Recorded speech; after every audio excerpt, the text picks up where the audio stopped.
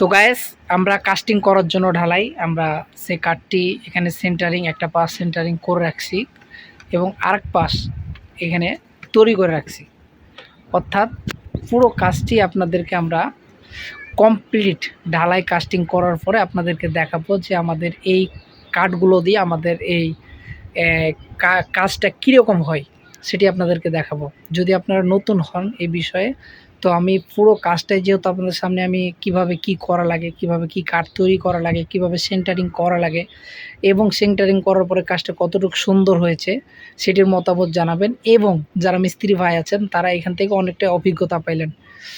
এবং আমার এই চ্যানেলে যারা নতুন আছেন অবশ্যই চ্যানেলটি সাবস্ক্রাইব করে পাশে থাকবেন। এরকম বিভিন্ন স্ট্রাকচার এবং বিভিন্ন আর্কিটেক্টের ডিজাইনের কাজ আমরা করে থাকি এবং এসব কাজগুলো সচরাচর সব জায়গায় হয় না। এগুলো এক ধরনের বাইরের কাজ এবং ঢালাই কাস্টিং পরে এটা প্লাস্টার হয় না, কোনো ধরনের রং হয় না। এই কাজটা এতটুকুই কমপ্লিট হয়ে যায় এবং এই কাজটা ন্যাচারাল যে সৌন্দর্যটা সেটাই একটা আকর্ষণ। তো এই বিষয়ে যারা অবশ্যই ইঞ্জিনিয়ার আমার ভিডিওটি দেখতেছেন এবং মিস্ত্রি যারা দেখতেছেন তাদের জন্য এখান থেকে অভিজ্ঞতা নেওয়ার খুব সুযোগ আছে। আপনারা পুরো ভিডিওটা দেখে অভিজ্ঞতা নিতে পারেন। তো চলুন আমরা কমপ্লিট কাজটা আর ভিডিওটা আপনাদের সামনে তুলে ধরি।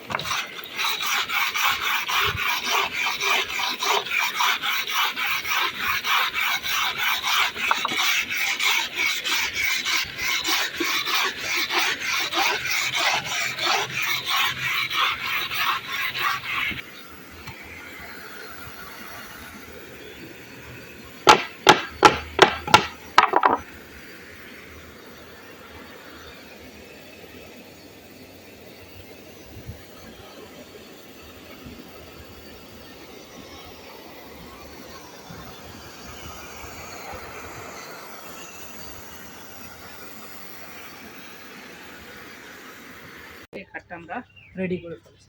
এই যদি একটু ক্যামেরার সামনে ধরি আপনারা অবশ্যই দেখতে পাচ্ছেন কাঠটা কি সুন্দর। অর্থাৎ এভাবেই প্রত্যেকটা কাঠ আমরা ফাইবার আপনাদেরকে যদি দেখাই,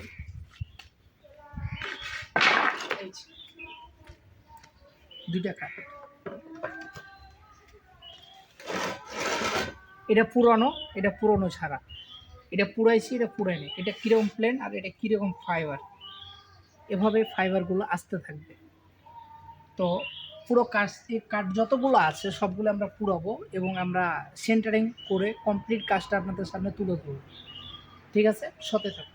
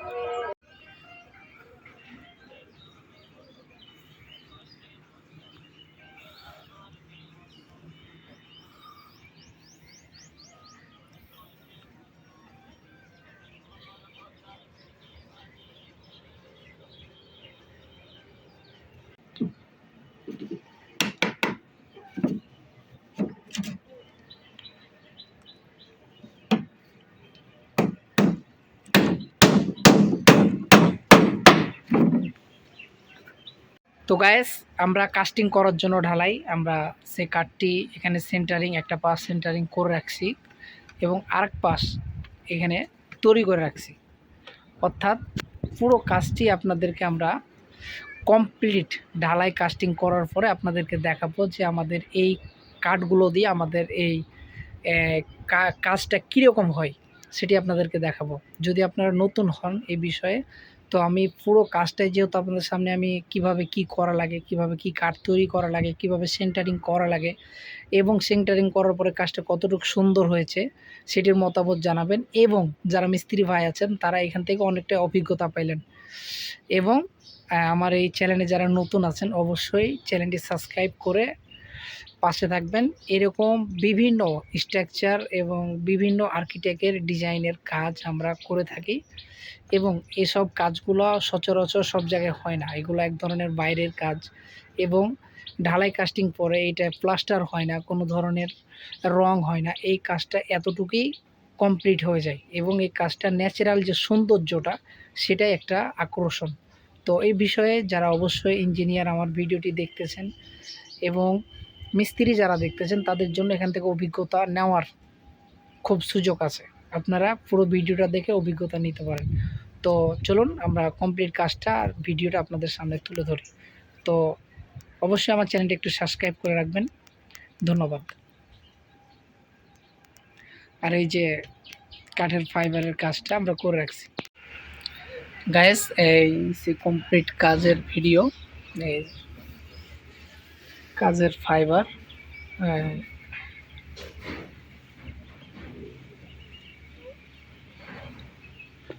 এই ওয়াল, যে ওয়ালটা আমরা কাস্টিং করার জন্য ভিডিওটা বানাইছিলাম, এটা সেই কাস্টিং। এই ফাইবার, সেই ফাইবার আপনাদেরকে যদি আমি ভালোভাবে দেখাই, ফলো করুন। এই দেওয়াল, এই সেই দেওয়াল আপনাদেরকে পিছনের ক্যামেরাতে দেখাই।